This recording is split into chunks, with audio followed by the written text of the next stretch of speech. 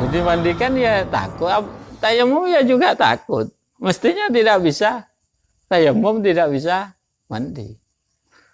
Jadi ada istilah apa hadisnya Nabi itu la dharara wala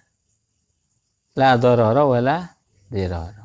Jangan berbuat sesuatu yang berbahaya, jangan juga berbuat sesuatu yang membahayakan orang lain. Jadi misalnya kalau katanya dokter ini jangan disentuh, maka tidak boleh disentuh. Karena apa? Dia berbuat sesuatu yang berbahaya dan juga dia otomatis dia itu berbuat sesuatu yang membahayakan orang lain kan? Kan ya bukan hanya dirinya saja yang bahaya itu, tapi juga dirinya akan membuat bahaya kepada orang lain. Jadi kalau memang ini harus seperti itu namanya darurat.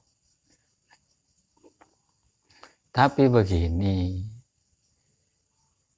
wong mengobati berani, kenapa memandikan tidak berani? Lah ini loh, ya. Mengobati orang yang sakit corona berani apa enggak? Berani kan?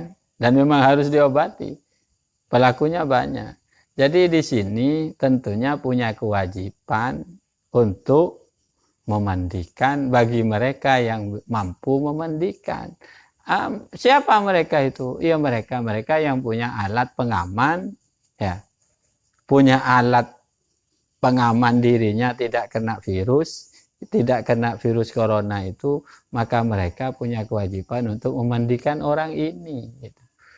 Jadi tentunya pemerintah itu punya keharusan untuk memandikan orang. Jangan sampai pemerintah itu membiarkan ini. Kalau masyarakat secara umum, masyarakat yang tidak punya alat pelindung diri untuk mentajhis mayit yang kena corona, maka masyarakatnya tidak berdosa. Dia tidak berdosa karena apa? Ya, ad-dhararu yuzal kata kaidahnya, ya. Ad-dhararu yuzal. Suatu yang membahayakan bisa dikerjakan.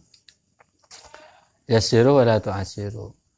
Nah, makanya ini mereka yang tidak punya alat pelindung, mereka tidak punya kewajiban, artinya mereka bisa gugur kewajibannya karena membahayakan. Tapi dia tetap harus dimandikan. Siapa yang memandikan? Yaitu orang-orang yang punya alat pelindung seperti di rumah sakit. Jadi orang-orang rumah sakit itu harus memandikan ini. Kalau tidak dimandikan, nah ini dosa. Wong mengobati berani kan dia kan? Nah, memandikan tidak.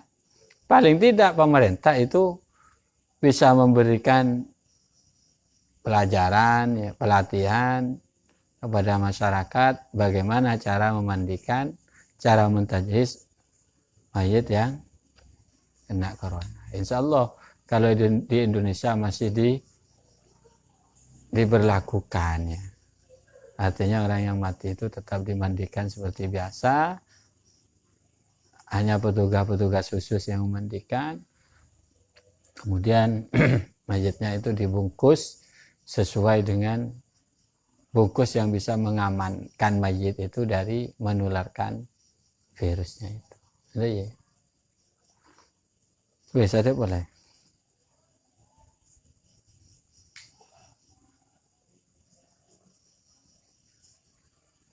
Ada ya? Yes. Kan juga ya dimandikan ya takut, tayamum ya juga takut. Mestinya tidak bisa tayamum, tidak bisa mandi. Jadi ada istilah hadisnya Nabi itu la dharara wala dirara. Jangan berbuat sesuatu yang berbahaya, jangan juga berbuat sesuatu yang membahayakan orang lain. Jadi misalnya kalau katanya dokter ini jangan disentuh, maka tidak boleh disentuh. Karena apa? Dia berbuat sesuatu yang berbahaya dan juga dia otomatis dia itu berbuat sesuatu yang membahayakan orang lain kan?